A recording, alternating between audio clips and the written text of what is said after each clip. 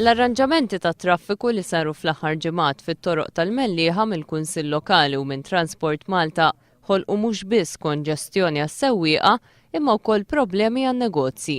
Fosthom lil Joseph Bartolo, sit ta' ristorant li għalih l-aċċess huwa vitali min-naħa tal-għadira lejn il-Mellieha.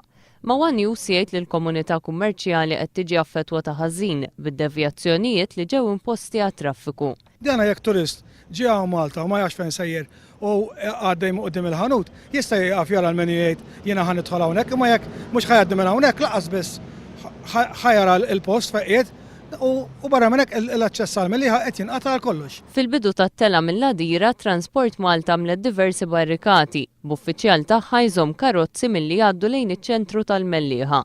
Dawn il-karozzi jitħallew jgħaddu biss jekk speċifikament isemmu l-isem tar-ristorant. Madankollu sit l-istabbiliment jistaqsi kemm se jkun hawn nies fosthom turisti li jafu bl-isem.